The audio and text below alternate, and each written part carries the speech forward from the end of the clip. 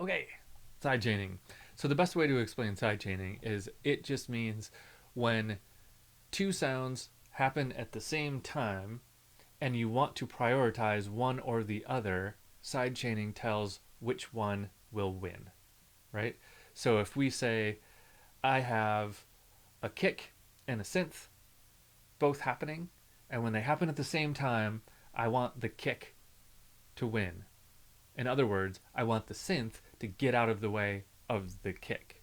Okay? But when there's no kick, I want the synth to come forward. Okay, this is a trick we call ducking. It means that if this is the synth and this is the kick, when the kick hits, the synth scoops underneath it. It ducks, right? It ducks it, and then when the kick goes away, the synth comes back up. So it's doing that. But it's triggered by the kick in this case. So the kick says, get out of my way to the synth. You can do this for a whole bunch of reasons. One is for mixing. If you've got a lot of low end stuff, then it's really handy to set up a sidechain and just say what wins when they all hit at the same time so that you don't have a muddy mess in the bottom of your mix. Another reason to do it is just as an effect. It's kind of a cool effect and popular right now to have a synth that's kind of ducking the kick all the time. So let's set that up. Okay, so for this we want something with quite a bit of sustain. So I'm going to use this as my synth. And then I added a new kick here that was just straight up 4 on the floor. Right? Okay. Now in order for us to really hear this well, I'm going to slow it down. I'm just going to slow my tempo down to about 100. Okay. We'll speed it back up later, but I just want you to really be able to hear this effect. Okay, so what I'm going to do is, in order to set this up, I need an effect, an audio effect, and it is a compressor is what I need. We'll talk about how compressors work more later. But for now, I'm just going to grab a compressor out of our dynamics category, and I'm going to put it on the thing that is going to do the ducking. Okay, so the thing that's going to stay out of the way of the other thing.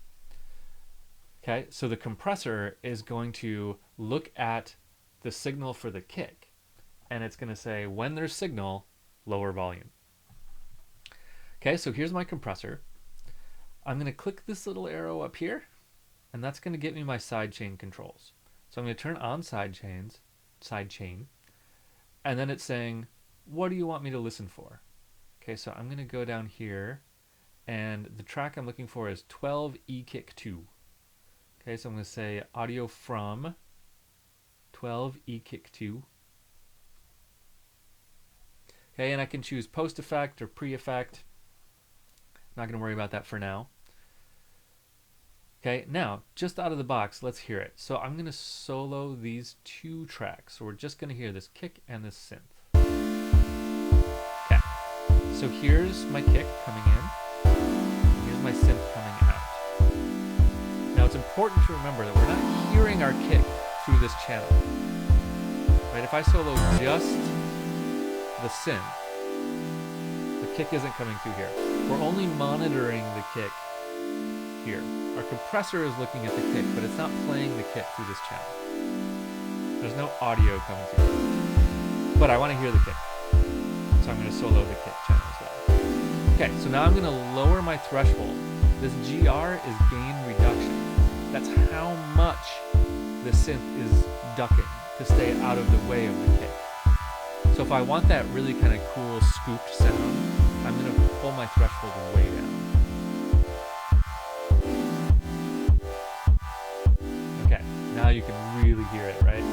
So every time the kick hits, the synth goes away, goes down, and then scoops back up.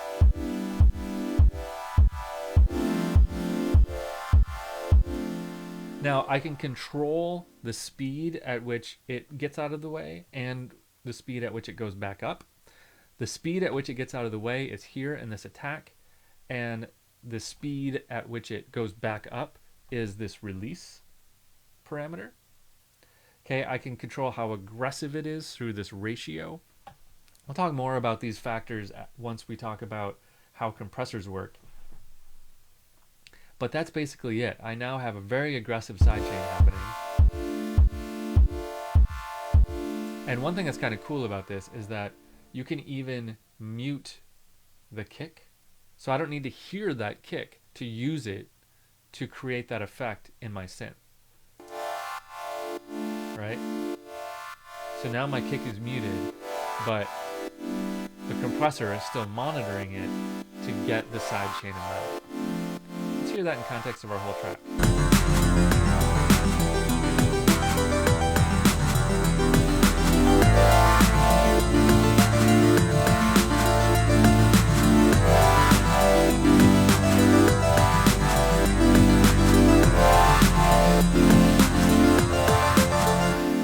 Kind of cool. I kind of like it. Maybe I'll leave it in. Okay, so there you go. That's sidechaining.